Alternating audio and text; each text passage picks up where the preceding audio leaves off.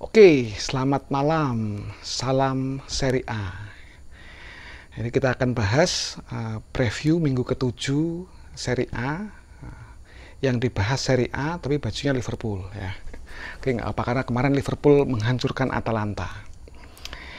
Oke, match pertama Sassuolo Udinese.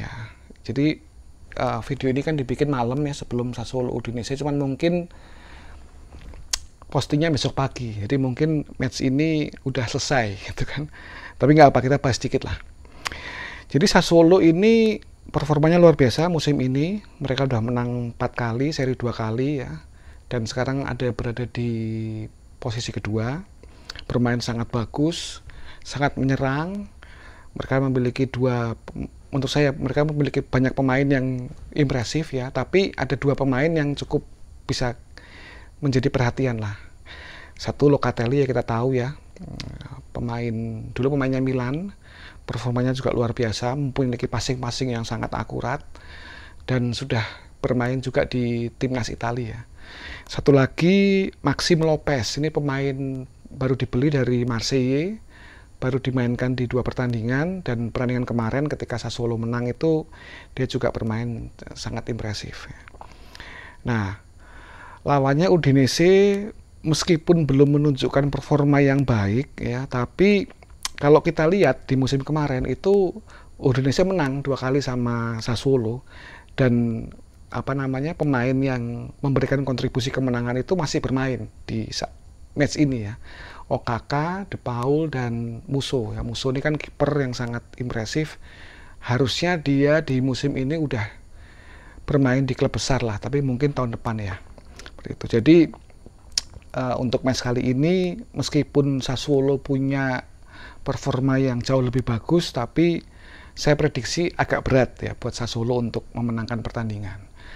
Gitu. Jadi itu preview Sassuolo Udinese. Kita masuk ke matchnya Cagliari Sampdoria. Ini saya sambil lihat data ya, jadi biar lebih akurat lah analisanya. Sampdoria ini kan mereka udah menang sama Atalanta 3-1, sama Lazio 3-0. Cuman performanya kalau melawan tim-tim yang levelnya setara dengan dia atau mungkin di bawahnya itu masih naik turun gitu. Jadi hasilnya kurang begitu bagus gitu. Nah, Sampdoria itu dia baru beli pemain ya, Candreva dan Keita Baldi. Ini 2 pemain dari Inter, memiliki skill yang sangat bagus dan harusnya bisa menjadi pembeda ya untuk Sampdoria. Sedangkan Cagliari sendiri kan masih bermasalah, terutama di lini belakang ya. Meskipun mereka sudah mendatangkan Godin, tapi ternyata kan performanya juga tidak seperti yang diharapkan gitu. Jadi menurut saya ya Sampdoria ini sedikit lebih unggul lah dibanding Cagliari, dan harusnya bisa mengambil match ini Sampdoria ya. Gitu. Jadi Cagliari Sampdoria. Lalu kita masuk ke Benevento Spezia. Ini pertarungan 2 tim promosi ya, sebenarnya. Secara materi ini Benevento lebih unggul lah dibanding Spezia. Mereka punya Lapadula, mereka punya Caprari, Dabu ya, Kamil Glik ya, pemain-pemain yang sudah punya pengalaman di Serie A. Meskipun performanya di 6 match ini mereka baru menang 2 kali, tapi cukup bagus lah untuk tim sekelas Benevento ya. Sedangkan Spezia sendiri kan ini sebenarnya tim promosi yang bermain cukup rapi, dan mereka tim yang berani untuk melakukan high press dan bermain menyerang gitu. Kalau kita lihat kemarin matchnya waktu lawan Juventus, sampai sebelum Ronaldo masuk itu mereka menekan gitu, dan hasilnya kan kalau nggak salah 2-1 ya. Nah, ketika Ronaldo masuk jadi 4-1 skornya gitu. Cuman ini memperlihatkan ini sebenarnya tim ini nih punya potensi lah gitu kan untuk merepotkan tim-tim papan atas, atau punya potensi juga untuk terus bertahan di Serie A gitu ya. Tapi ya mereka memang harus sedikit memperbaiki cara bermain ya kalau nggak ingin jadi bulan-bulanan, terutama tim-tim besar tuh. Nah, prediksi saya ini Benevento mungkin sedikit lebih unggul ya, selain karena memang di tahun kemarin itu mereka menang ya, melawan Spezia 2 kali menang. Jadi Spezia belum pernah menang sama Benevento, dan Benevento bermain di kandang. Ini juga seharusnya menjadi faktor yang menguntungkan buat Benevento. Lalu Parma Fiorentina. Nah, ini menarik nih kalau kita bahas Fiorentina ya. Jadi secara materi ini Fiorentina kan sebenarnya bukan tim jelek ya. Saya udah beberapa kali sampaikan Fiorentina ini memiliki kedalaman skuad yang menurut saya harusnya bisa bersaing di papan tengah, atau mungkin dia bisa bersaing untuk Liga Eropa ya, zona Liga Eropa ya. Di depan kita tahu mereka punya Ribery ya, meskipun udah tua tapi performanya juga masih sangat bagus. Lini tengah mereka punya Castrovilli, mereka ada Amrabat yang baru dibeli dari Verona, dan itu kan sebenarnya pemain-pemain yang punya skill yang cukup baik gitu. Di lini belakang mereka ada Biraghi ya, timnas Italia.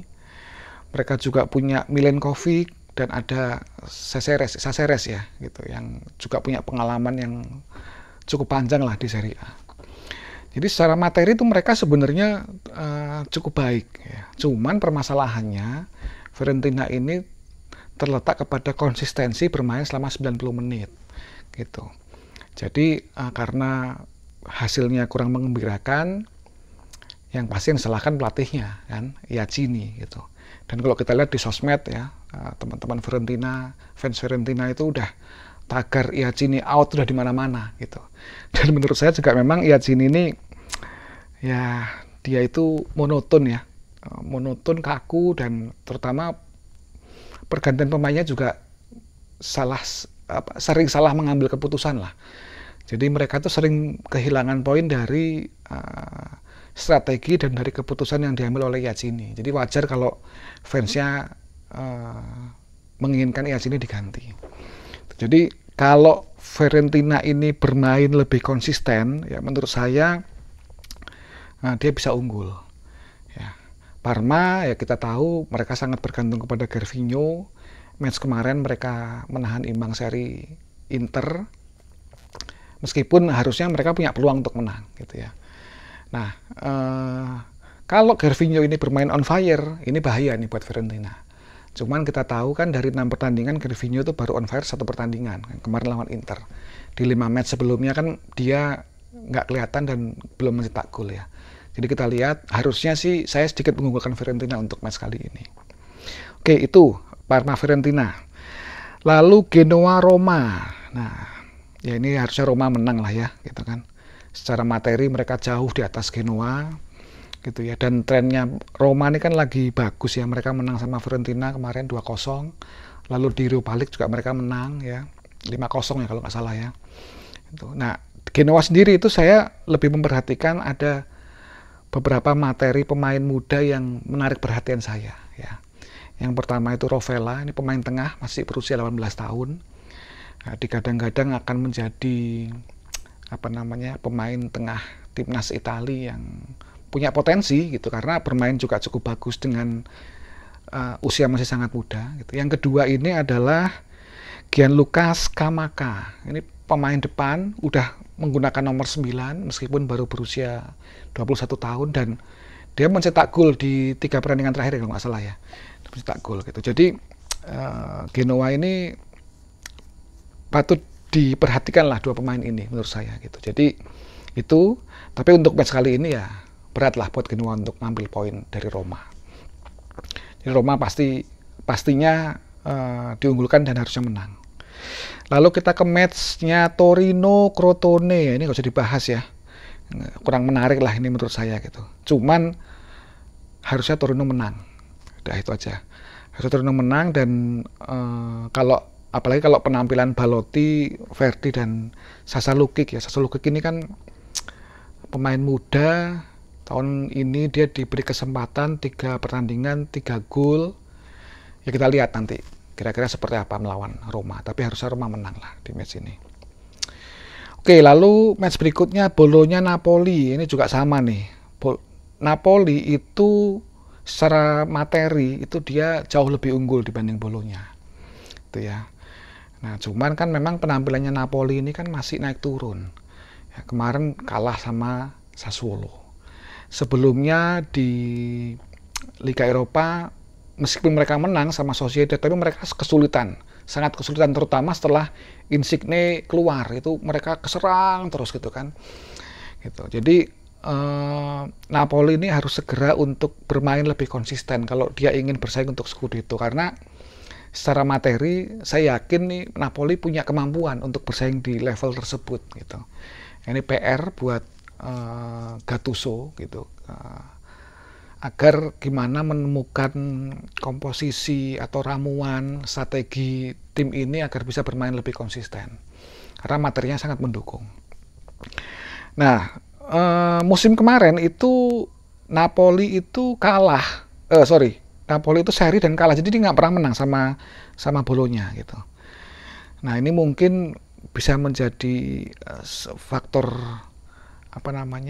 faktor kepercayaan diri Bolonya ya. Tapi kalau Napoli bermain normal, bermain lebih greget, harusnya dia bisa ambil match ini. Oke. Match berikutnya ini match seru ya ini ya. Lazio Juventus. Lazio ini kan performanya juga lagi bagus. 3 match terakhir mereka itu menang, meskipun di match terakhir lawan Torino tuh mereka menang 4-3, dan itu sebenarnya hampir saja kalah gitu. Kalau mereka nggak mencetak 2 gol di injury time kan mereka kalah gitu. Tapi secara overall performanya Lazio lagi bagus gitu ya. Dan Juventus juga gitu, lagi dalam performa yang bagus. Di 2 match terakhir kan mereka menang ya. Meskipun memang kualitas lawannya ini jauh lah di bawah Juventus.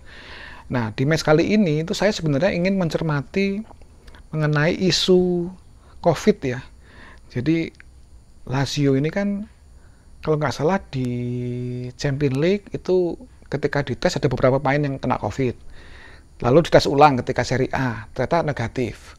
Dites ulang lagi ketika Champions League, positif lagi gitu. Jadi ini lucu nih sebenarnya gitu kan. Nah, cuman kalau ternyata ya beberapa pemain yang terkena isu COVID ini nggak bisa bermain, ya susah buat Lazio. Karena kita tahu yang terkena isu ini kan Immobile, Strakosha, dan Leiva. Ya, Immobile ya ini top scorer musim kemarin, dan Lazio ini sangat bergantung sama ini pemain. Sebenarnya mau nggak mau harus diakui, kalau Immobile nggak main itu lini depan Lazio bermasalah. Korea dan Cancelo itu menurut saya juga kurang begitu baik lah gitu kan. Jadi itu kalau Lazio tidak diperkuat oleh Immobile dan Strakosha ini kipernya ya, itu Juventus harusnya ambil lah match ini. Lalu kita ke matchnya Milan Verona ya. Milan ini setelah 24 pertandingan tidak terkalahkan, akhirnya kemarin dia kalah sama Lille ya di Liga Eropa. Ya tentunya satu klub ini kan nggak mungkin ya menang terus selama satu musim gitu ya. Nah, kita lihat besok ini apakah mereka bisa langsung kembali ke performa sebelumnya, langsung meraih kemenangan gitu kan, atau tertahan. Karena kita tahu Verona ini kan sebenarnya secara gol kemasukan mereka ini terbaik di Serie A. Mereka baru kemasukan 3 gol, tapi ya dari sisi ofensif mereka juga baru mencetak 8 gol, di mana itu adalah kalau nggak salah nomor 3 ya, terburuk lah di Liga Serie A gitu kan. Jadi Verona ini menurut saya tim yang membosankan ya, main dengan cara membosankan, menyebalkan gitu ya. Dan seolah-olah tim ini hanya bermain untuk mengincar hasil akhir gitu. Dan kita tahu memang Verona ini kalau di di klasemen ini mereka peringkat 7 sekarang. Main 6 kali, udah menang 3 kali, seri 2 kali, dan baru sekali kalah gitu. Nah, ini jadi ujian yang cukup berat lah buat Pioli gitu ya. Apakah Milan bisa mencetak kemenangan dari tim-tim yang seperti ini gitu, yang tim yang bermain mengincar hasil menang atau seri gitu ya, dan bermain sangat membosankan gitu. Cuman di match kali ini saya sedikit mengunggulkan Milan lah, harusnya Milan bisa kembali bangkit gitu. Lalu di match terakhir ini Atalanta Inter, ini dua nerazzurri yang kemarin sudah saya bahas. sedang dalam performa yang kurang begitu baik ya, terutama Inter ya, baru setelah jeda internasional kan mereka baru menang sekali lawan Genoa, yang lainnya itu seri dan kalah sama Milan ya. Terus sedangkan Atalanta juga sama gitu, kemarin dihancurkan oleh Liverpool. Sebelumnya mereka menang tapi juga kesulitan lawan Crotone kalau nggak salah 2-1 gitu. Jadi match ini itu sebenarnya harusnya menjadi ajang pembuktian Conte atau Gasperini gitu kan. Sama-sama tim yang tahun kemarin itu punya posisi yang baik di Serie A, Inter peringkat 2, Atalanta peringkat 3 ya kalau nggak salah ya. Seperti itu gitu kan. Nah, di match kali ini itu Atalanta kan nggak diperkuat sama Martin de Roon dan Robbie Gosens gitu ya. Robbie Gosens nggak main, Martin de Roon nggak main. Sedangkan di Inter itu Lukaku juga kayaknya belum pulih ya, sehingga sangat diragukan untuk bermain di match besok gitu. Dan ini harusnya bisa dimanfaatkan oleh Inter lah gitu kan, kehilangan Martin de Roon dan Gosens ini sangat berpengaruh di penampilannya Atalanta gitu. Inter itu sendiri saya memprediksi Hakimi mungkin akan dicadangkan, akan dimainkan Darmian, lalu di belakang kemungkinan Kolarov akan main ya. Entah apakah De Vrij tetap bermain setelah performanya yang kurang begitu bagus di 2 match terakhir, atau diganti oleh Ranocchia ya, kita lihat nanti lah gitu. Nah, di lini depan Perisic dimainkan 2 kali sebagai penyerang dan dua-duanya di 2 match itu dia bisa mencetak gol gitu ya. Mudah-mudahan kalau Lukaku memang belum bisa main, Perisic ini tetap kembali bermain impresif ya, meskipun memang kalau lawan Parma sih dia bermain biasa aja gitu ya. Itu kalau ditanya hasilnya seperti apa, saya sih tetap menjagokan Inter ya. Harusnya Inter bisa mulai kembali meraih kemenangan kalau ingin tetap bersaing di Scudetto gitu. Sedangkan untuk Atalanta sendiri, saya yakin mereka besok pasti akan bermain high press gitu ya, bermain terbuka, menyerang, dan harusnya ini bisa dimanfaatkan oleh Inter gitu, karena celah-celah di lini belakang Atalanta yang sedikit terbuka ini, Inter kan punya kemampuan untuk itu gitu. Sekali lagi saya tegaskan, Inter itu sebenarnya punya kemampuan untuk membunuh lawannya dengan memanfaatkan ruang-ruang kosong gitu. Tinggal kita lihat performanya Lautaro, performanya Eriksen mungkin nanti akan dimainkan gitu ya, Barella gitu ya, untuk mengisi ruang-ruang kosong ini, sehingga memanfaatkan manfaatkan ruang kosong untuk mencetak gol. Jadi itu